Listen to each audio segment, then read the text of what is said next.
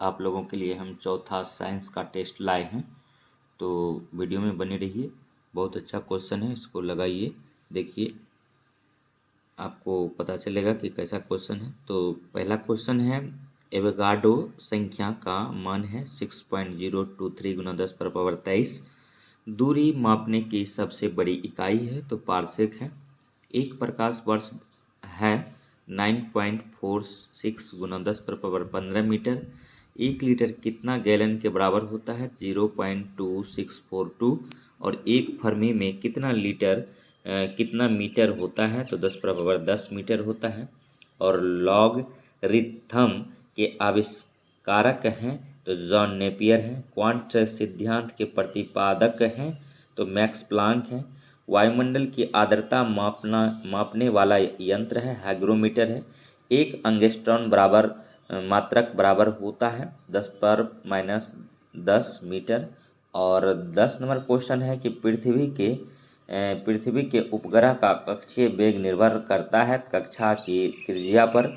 और घड़ी में चाबी देना उदाहरण है स्थितिक ऊर्जा का।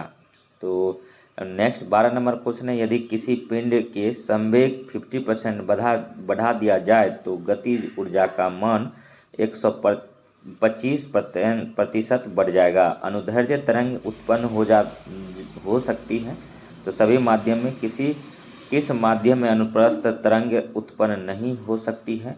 तो हवा में नहीं हो सकता है। और नेक्स्ट 15 नंबर क्वेश्चन है कि प्रतिबल और विकृति का अनुपात कहलाता है प्रत्यास्थ गुणांक कहलाता है।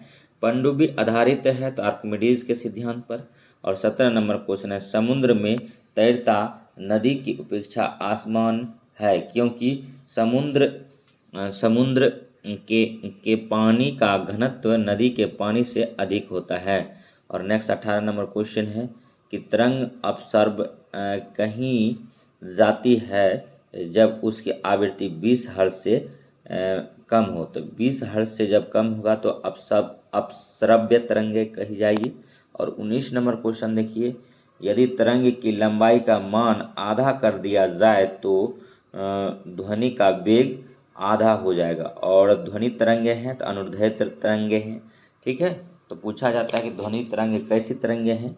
तो अनुदैर्ध्य तरंगे हैं, याद रखिएगा। 21 नंबर क्वेश्चन, गोलीय दर्पण की फोकस दूरी उसकी वक्रता त्रिज्या की होती है आधी होती है। 22 नंबर क्वेश्चन है कि उत्तल दर्पण द्वारा बना प्रतिबिंब होता है तो वास्तविक एवं सीधा होता है। साइड मिरर के रूप में उत्तल दर्पण का प्रयोग करते हैं।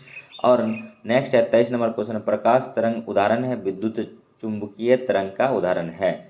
तो अब 24 नंबर क्वेश्चन देखिए।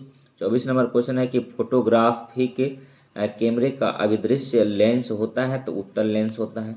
E=mc² का प्रतिपादन किसने किया था? आइंस्टीन किया था। थोरियम का नाभिक को बदला जाता है प्लूटियम में।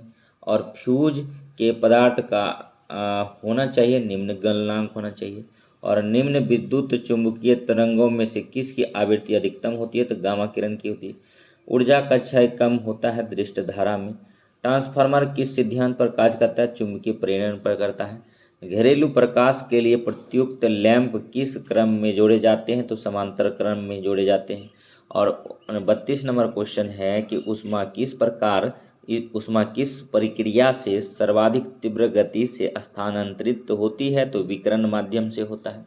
सन का लाइट भी विकिरण माध्यम से आता है पृथ्वी पर, ठीक है, शॉर्ट वेव के रूप में। 33 नंबर क्वेश्चन है कि न्यूनतम संभवतः ताप है तो -273 डिग्री सी। 34 नंबर क्वेश्चन देखिए, यदि वायुमंडल ना हो तो दिन की अवधि होती है कम होता है। और 35 नंबर क्वेश्चन देखिए, सूर्य ग्रहण के समय सूर्य का कौन सा भाग दिखाई देता है? तो किरीट दिखाई देता है। और 36 नंबर क्वेश्चन, अगर वीडियो अच्छा लग रहा होगा तो लाइक कीजिएगा, सब्सक्राइब कीजिएगा और शेयर कीजिएगा तथा इसी प्रकार का वीडियो देखने के लिए हमारे GS study with Sanjeev sir YouTube channel से बने रहिए। 36 नंबर क्वेश्चन है, सूर्य के प्रकाश का आंतरिक परावर्तन हो सकता है यदि प्रकाश कांच से वायु में जाए। 37 नंबर क्वेश्चन है, निम्न में से किसका अपवर्तनांक सर्वाधिक होता है? तो बैगनीकरण का होता है। 38 नंबर, निम्न में से किस विद्युत चुंबकीय तरंग की तरंगदैर्घ्य ज़्यादा होती है? तो दृश्य प्रकाश का। प्रकाश की चाल सबसे पहले ज्ञात की रोमर ने BPSC प्रीलिम्स में पूछा गया है ये क्वेश्चन। 40 नंबर है कि सरल सूक्ष्मदर्शी में वस्तु को रखा जाता है, लेंस और प्रकाश के बीच रखा जाता है। जब प्रकाश वायु से कांच में जाता है तो तरंगदैर्घ्य घटता है, पूर्ण आंतरिक परावर्तन होता है। जब प्रकाश जाता है हीरे से कांच में और प्रकाश तंतु किस सिद्धांत पर कार्य करता है, तो पूर्ण आंतरिक परावर्तन पर करता है। 44 नंबर क्वेश्चन है, प्रकाश ऊर्जा को विद्युत ऊर्जा में बदला जाता है, सौर सेल से बदला जाता है, याद रखिएगा। और यांत्रिक ऊर्जा को विद्युत ऊर्जा में बदलता है तो डायनमो बदलता है, ये भी याद रखिए। और नेक्स्ट जो है 46 नंबर क्वेश्चन देखिए कि सूर्य के केंद्र का ताप कितना होता है, 1.5 गुना 10⁻7 के होता है। सूर्य के केंद्र का दाब कितना होता है, तो 2 गुना 10⁻16 न्यूटन मीटर होता है। और 48 नंबर है, परमाणु रिएक्टर आधारित है, तो परमाणु रिएक्टर जो आधारित है वो नाभिकीय विखंडन पर आधारित है, ये भी याद रखेंगे, इंपॉर्टेंट क्वेश्चन है। ठीक है, परमाणु रिएक्टर जो है आधारित होता है तो नाभिकीय विखंडन पर होता है।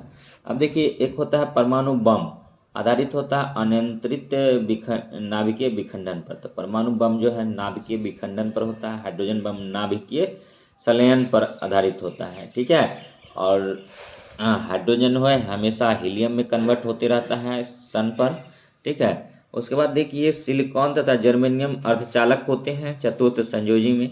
पॉजिट्रॉन का खोज किसने किया था, तो एंडरसन ने किया था। इलेक्ट्रॉन का जे थॉमसन ने किया था। और हाइड्रोजन का केवेंडिश ने किया था। और नेक्स्ट देखेंगे, एक कूलाम आवेश बराबर होता है 6.25 गुना 10⁻18 इलेक्ट्रॉन के। किसी तार की प्रतिरोधकता निर्भर करती है, पदार्थ पर करता है। 1 वाट घंटा बराबर होता है 3.6 गुना 10⁻3 जूल होता है। मैक संख्या का उपयोग किसकी चाल निर्धारण के लिए किया जाता है, तो विमान के लिए किया जाता है। और एक कार बैटरी में प्रयुक्त विद्युत अपघटय होता है तो सल्फ्यूरिक अम्ल होता है। स्पष्ट दर्शन की न्यूनतम दूरी होती है 25 सेंटीमीटर होता है। प्रकाश के तरंग सिद्धांत को किसने प्रतिपादित किया था, तो हाइजेनबर्ग ने किया था। तो यहाँ पर हाइग्रेंस दिया है लेकिन हाइजेनबर्ग होगा। प्रकाश का तरंग सिद्धांत को किसने प्रतिपादित किया था, हाइजेनबर्ग ने किया था। इंद्रधनुष में किस रंग का विक्षेपण अधिक है, तो लाल रंग का इंद्रधनुष में विक्षेपण अधिक होता है, ये भी याद रखेंगे। अब 61 नंबर क्वेश्चन देखिए। 61 नंबर क्वेश्चन है कि 61 नंबर क्वेश्चन है कि